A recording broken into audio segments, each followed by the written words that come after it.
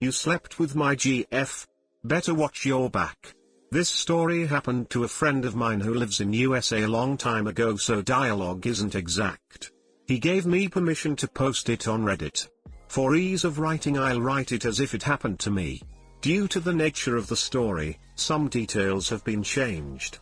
Cast me friend Karen Me's GF had a medication addiction but was clean for 2 years. Important for later. Jill business owner Jake old friend. Whole of the story. I live with my GF Karen and my old grade school friend Jake, who was working as a sales rep. We live on the outskirts of a well-known city in the States.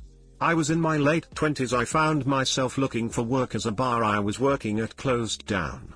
Knowing I was desperate for work, Jake calls me and tells me his new GF Jill just purchased a motel/bar with a small kitchen and she's after hired help.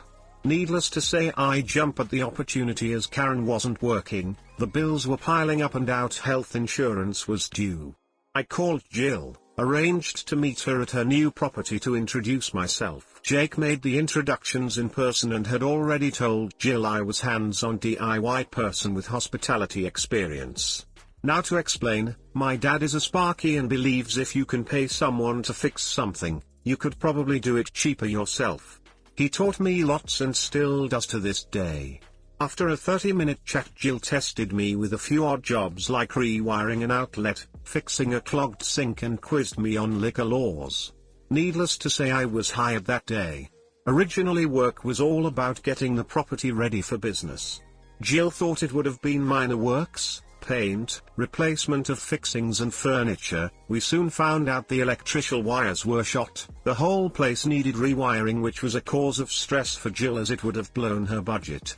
Lucky for Jill, my dad was between contracts and offered his services using leftover stock, already paid for from other jobs. Jill would need to cover the cost of any new product required.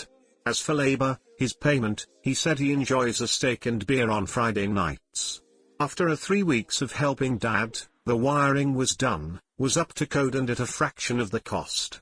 Jill and I spent 1 to 2 months painting all 15 motel rooms, bistro, bar, cleaning the kitchen, cool rooms, etc. Jake would offer to help but always left after 20 minutes saying he has to make a sale. Jill often worked well into the night. After all, this was her dream. I'd take some furniture home to restore after hours and return it once restored. Business opened up after 6 months, and thanks to Dad, opened under budget. Jill managed the business and ran the kitchen. I worked where I was needed. In the kitchen, on the bar, tending to maintenance. I was on salary, second in charge, and could work in any position. Things went smoothly for a year. Business was turning a profit. Dad was getting his weekly beer and steak. Karen seemed happy. Jake was still working as a sales rep for a pharmaceutical company. One day I felt crook at work, so I clocked off and went home early. Pulling into my driveway, with the exception of a turning gut, things felt normal. Jake's car was there, but he lived there, so I didn't think anything was wrong. As usual, I parked behind Jake, important for later. When I opened the door, I found Karen doing the reverse cowgirl with Jake on the couch. After seeing me, Jake grabbed his pants and ran out through the back door. Karen and I argued into the night. She tried blaming me, saying I'm never home, I'm spending too much time with Jill. We were keeping things professional, I was her employee. I went to bed and told her she can sleep in Jake's bed as she clearly finds it more comfortable. I called Jill and informed her of this as Jake was her boyfriend. She was upset as he cheated on her but admitted she suspected he was seeing someone else. Jill offered me a room at the motel until I figure out my next move. The next day I loaded my personal effects in the truck. Jake's car was still there as I had blocked it in. I told Karen she can keep the rental and the furniture. I said Karen the first to be back for my tools in a few hours and I would appreciate if she wasn't there. I went home that afternoon to load my tools into my truck. While I was grabbing something from under my workbench, I found a bag I wasn't familiar with. Upon closer inspection, I found a large quantity little tablets. The way they were packed and hidden made me realize they were probably ecstasy. A thorough search of the house led to me finding 2 more bags and about $12,000 in cash. I put two and two together and realized that Jake's pharmaceutical sales job was code for medication dealer, and Jake probably traded pills to Karen for romance. I was beyond angry until I realized that I have all I need to get him back. The revenge. Jake's car still hadn't moved. I went inside and grabbed his spare keys, chucked on a pair of gloves that were in the garage. I put half the money and one bag of medication in his boot and thought, hang on, this won't pass. I removed his spare tire from the wheel well and put the bag in there. The other two bags, I threw them down the storm drain in the laneway behind my house. As for the $6K cash, Jake did cost me a house full of furniture. Just saying. I sent a message to both Jake and Karen with the typical hurt script. I can't believe you did this, we were friends blah blah blah. I've left, I hope you two are happy together. I then made an anonymous tip to the local police and ATF about a man fitting Jake's description, loading what looks like medication into the boot of a car that sounded Jake's car and provided a partial number plate number that matched Jake's car. It didn't take long for law enforcement to find the car and locate the medication. What I wasn't counting on is Karen was driving the car at the time. She was later released when they found out she was driving the wrong car at the wrong time. A warrant went out for Jake's arrest. The icing on the cake.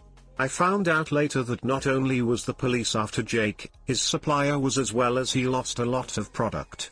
Fast forward 3 months, I purchased a house. I was still working with Jill. Karen was pregnant with Jake's baby and he was on the run. I suspected she was keeping contact with Jake because she suddenly left the district when she was 8 months pregnant. 12 months after the incident, after a silly night, Jill and I mixed business with pleasure and started dating. That was 10 years ago. We are married, have 2 children and just opened our 3rd business. Dad still gets his weekly steak and beer. I did hear a rumor that Jake and Karen wound up in Alaska but can't confirm this. I do feel a little bad about it now because Jake made it possible for me to date Jill and live a wonderful life. I do hope he is well. Too long didn't read. Best friend sleeps with my girlfriend friend, he now has police and medication gangs chasing him. Edit, my friend clarified why his dad did such a good deal for the electrical work. Apparently he had a large contract cancelled due to bankruptcy after the contract paid a sizable non-refundable deposit, which he uses for supplies. Basically he had the materials already on hand and a few weeks suddenly free up. A++ gentleman. Hey guys, please like, comment, and subscribe. It would really help me out, thanks. That was 10 years ago. Dad still gets his weekly steak and beer. I love this understanding of being loyal with your most important business partner. Please don't feel even a little bad. OP, look at Jill's children, and feel absolutely FK and great every time you think of the father, family and life they might have had you not gotten that sob out of her life for good. You all have worked hard for a great family, good business dealings, a proper home for your children. Look at Jill, your kids, your entire family, and feel, well done, mate, well done. And remember to hug your dad a little extra for making a man like you. Revenge is best served white beer and steak. One day I felt crook at work. What does this mean? I have never heard this expression. Aussie slang for feeling sick or unwell.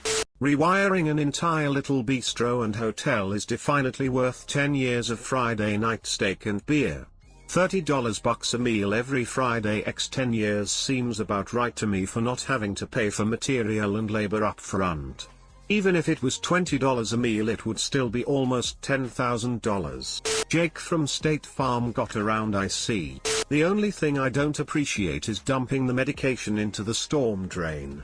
This could lead to contaminating the groundwater, or if the drain runs to the municipal water treatment facility, would contaminate the municipal drinking water. Don't flush nor dump illegal/legal medication down the toilet or storm drains. I say it a lot but I'll say it again. Cheaters are the actual worst scum on this planet. They deserve everything that's coming to them emo.